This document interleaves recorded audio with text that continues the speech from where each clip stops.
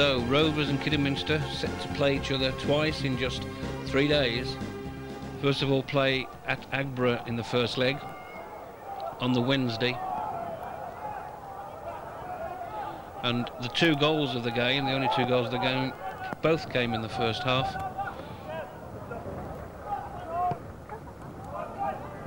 The first from Ricky Carter. As you can see, there's a defensive mix-up there with the player not clearing the ball.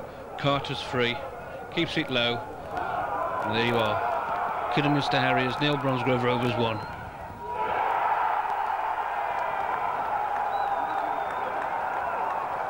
I must say, whenever I see shots of the crowd, I'm amazed that it was only quoted as being approximately 1,200 people in attendance. Rovers, in fact, might have scored another goal almost at once. Good cross here from young Pearce. But Rob Schulbach, ex-Harriers man, of course, himself, fires wide.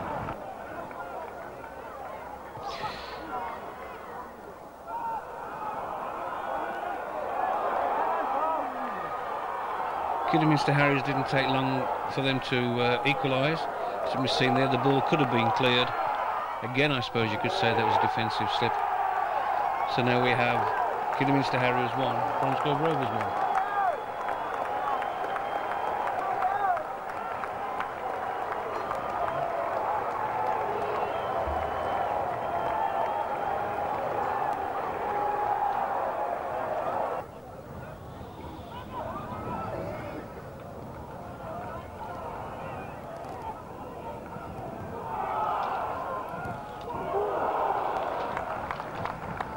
Rovers, I suppose, had chances in a poor game, especially in the first half.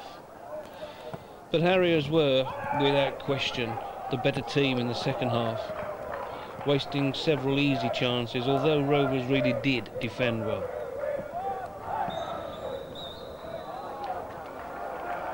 And so it was at half-time, the only goals being Kidderminster 1, Rovers 1.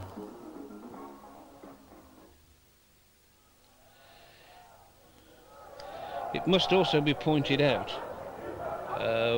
rather sadly, that Howard Taylor, the man with the video camera, has been subjected to a constant, non-stop verbal barrage from certain section of the Kidderminster crowd, who, it appears, do not enjoy seeing their football unless their team are winning. So full credit to Howard. Without his fortitude, some of this game would not be recorded for us all to watch.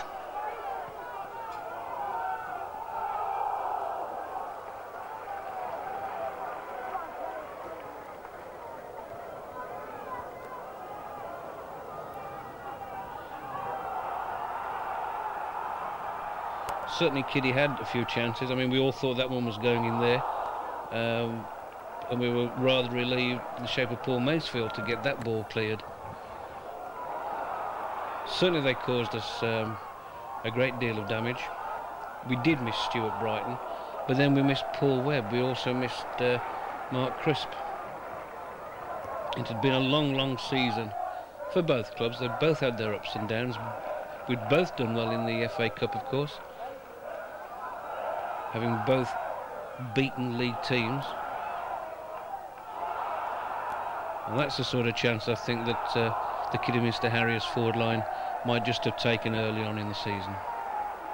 And when you reach the end of a tiring campaign, well, those sort of things happen, as indeed does that. I still cannot see, however, how that was deemed to be a corner kick. If you play with your fast forward slow-mo, I think you'll see that it was a Kidderminster Harriers man that actually put the ball over the top. But who'd be a referee? As I said, it has been a long, long season for the Rovers, and now having to play a final without internationals like Paul Webb and Stuart Brighton. Let's not forget they are England internationals, having played non-league standard football. We've also missed Jimmy Scowling and Mark Crisp, and we all thought that perhaps 2 games against the Harriers, who had won and won well, the Vauxhall Conference Championship. Might be too much. Also, we were told that we wouldn't be having Simon Berger in the second game, but more about that in a moment.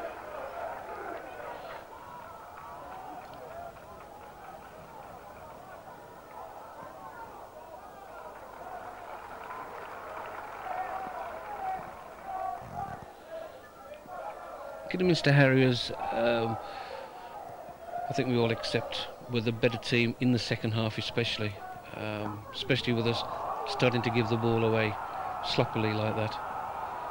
But Ron Green and his fellow defenders really played well and did very well indeed to keep them out.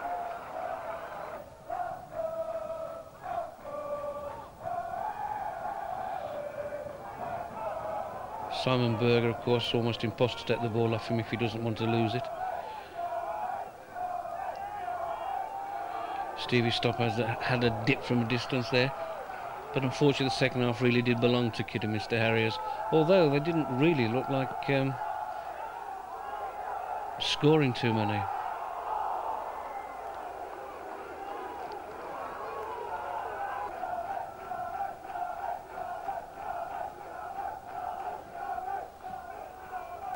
Bit of a missed kick on that particular corner, and a bit of a missed kick from Lee Young, who could well be first-class acquisition, having come through from the reserve team. And when we were short towards the end of the season, played very, very well, with a maturity that belied his young age.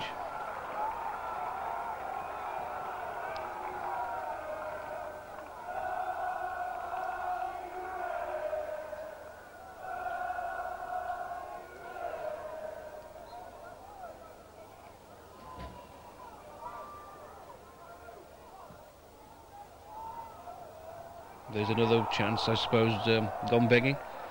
Ron Green not too certain whether to come or to stay, aided by his fullback who headed the ball over.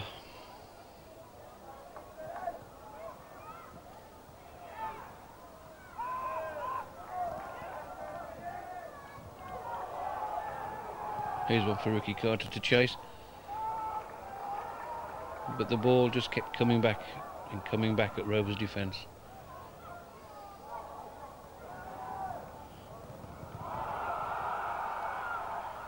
We all thought that was going to be a certain goal, but Ron Green harried his man and kept the ball out with his leg very well indeed. I think it was about this time of the game that we began to think that we could well sneak away from Agborough with a draw, a well-earned draw, and maybe take it to Harriers in the second game.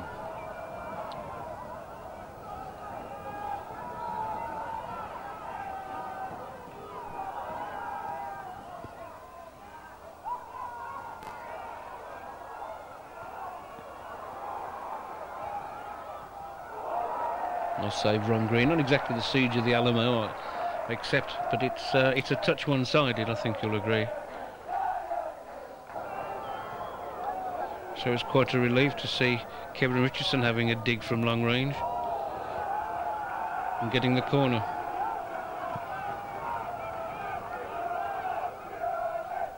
Even the linesman wants to play, look. Usually these are taken from the right by left-footed Stuart Brighton, who floats the ball in as an in-swinger. But Lee Young, of course, taking the out-swinger.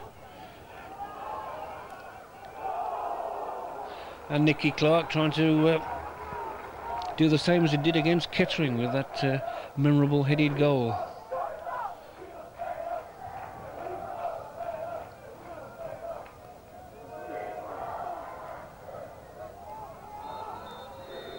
So there it was. The referee thankfully blows his whistle. 1-1, Kidderminster Harriers 1, Bromsgrove Rovers 1. So the scene is set 2 days later, on the Friday, for the second leg